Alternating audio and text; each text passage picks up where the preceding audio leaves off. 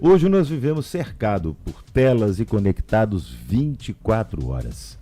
Mas será que esse uso excessivo da tecnologia impacta a nossa saúde mental e a forma como o nosso cérebro funciona? Pois é, esse é o assunto que nós vamos tratar hoje no Papo Cabeça com o médico neurologista Leandro Cruz. Doutor Leandro, bom dia, tudo bem com você? Bom dia, Marcelo, bom dia, ouvintes. Me diga, nosso cérebro está preparado para o nível de estímulo digital que vivemos hoje? O que muda, por exemplo, neurologicamente, quando passamos muitas horas conectados? Bem, a resposta objetivamente para essa pergunta é não. Não. Nós fomos, principalmente dentro da questão do ciclo circadiano, né, que é a questão da luminosidade interferir na nossa capacidade de vigília ou de dormir, porque o nosso corpo foi criado para na hora que a informação luminosa começa a diminuir, a gente induz o sono e dorme com o pôr do sol, ou um pouco depois, né? É até interessante quando a gente viaja para lugares mais ermos, que não tem tanta luminosidade, não tem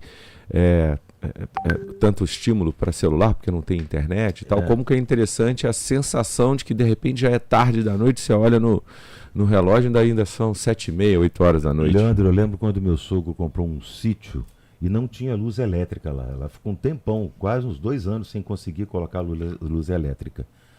Cara, a gente chegava uma certa hora, que você já estava com sono, você ia olhar, era 8 horas da noite. Exatamente. Essa é a percepção quando a gente não tem um estímulo luminoso artificial. Exatamente.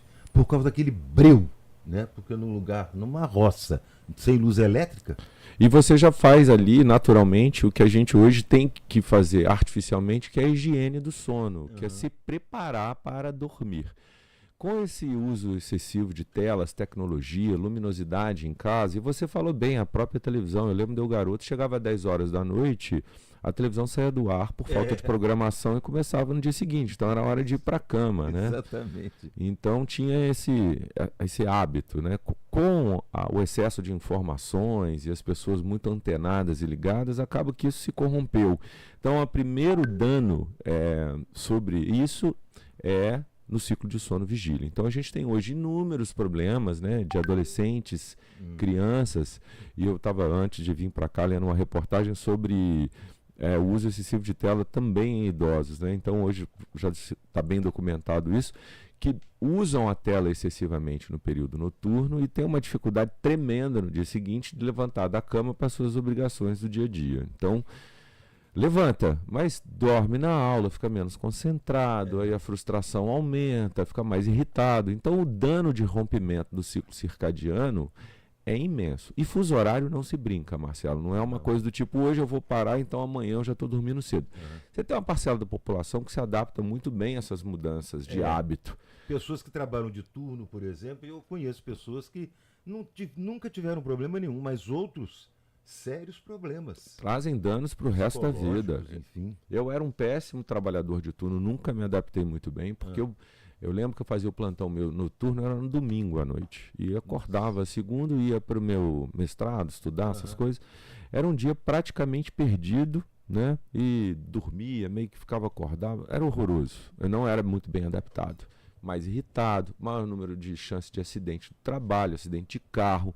Então, uma série de questões relacionadas a essa dificuldade de adaptação a novos fusos horários. Então, existem inclusive estratégias para a pessoa que está usando muito celular à noite começar a diminuir esse uso, né? Então, a questão é você tentar trazer 30 minutos mais para cedo a higiene do sono. Então, se a pessoa está acostumada a deitar meia-noite, de repente, durante 3 noites, passa a deitar 11h30, depois 11 da noite, vai trazendo até chegar no horário que é adequado, mas sempre com o horário certo para acordar na manhã seguinte, senão uma avacalha. Comprovadamente dificulta concentração e memória. Sim. Isso está comprovado pelo seu relato. Agora, além disso tudo, o uso da tela, deixa eu acrescentar um outro fator nisso aí. Você normalmente está utilizando telas para se conectar com redes sociais.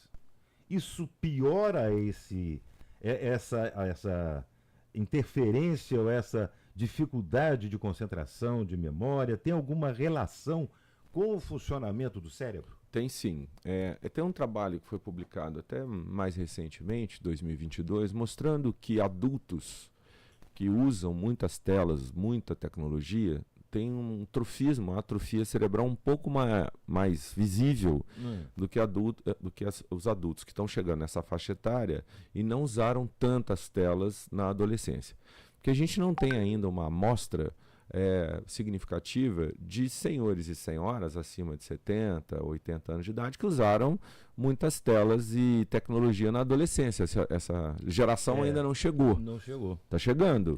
E as informações não são boas. Não? Não são boas. Pois é. Então, essa questão do trofismo cerebral, a questão da criatividade diminui, a irritabilidade, como você colocou, e a capacidade, às vezes, de reagir a questões do humor, né? Momentos que você não está muito bem na vida.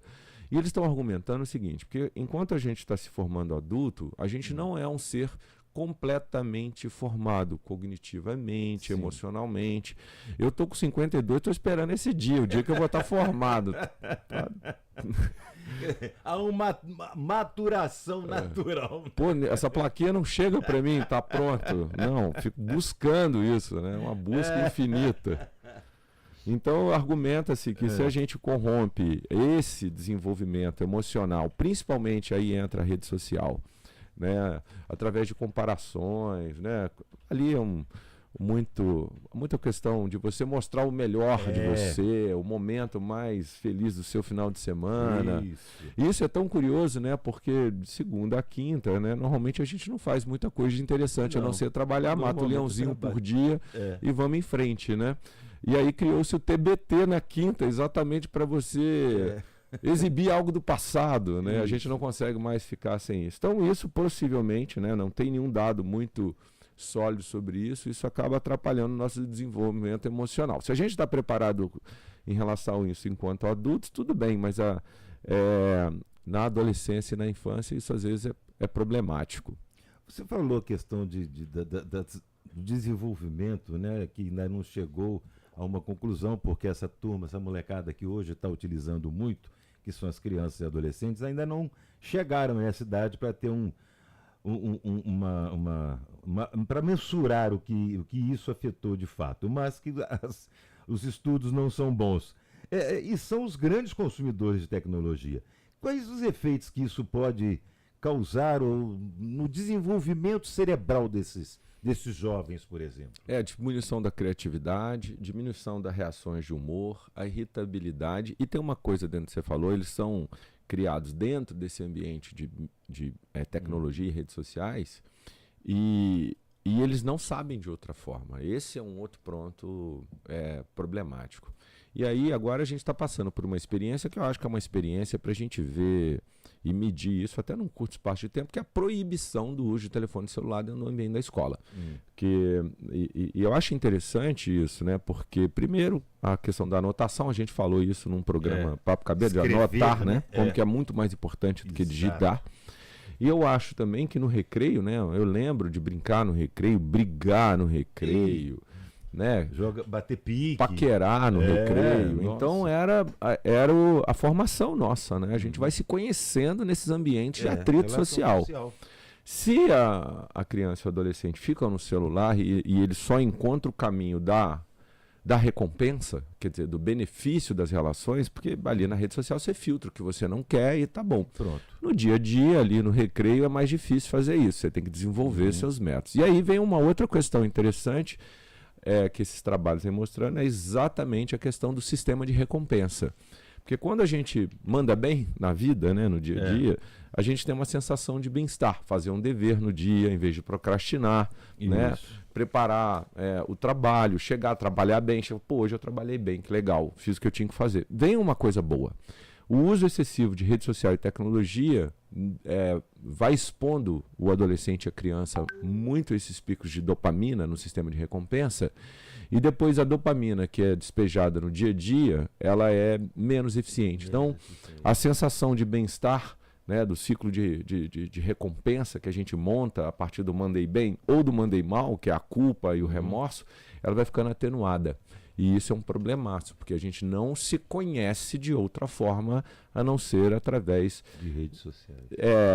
Hoje das redes sociais, mas hoje e o fisiológico, o bom é de outra maneira, né? Você se conhecer ali na convivência do dia a dia, sabendo o que te faz bem, o que te faz mal, para você saber os próprios caminhos. Ou seja,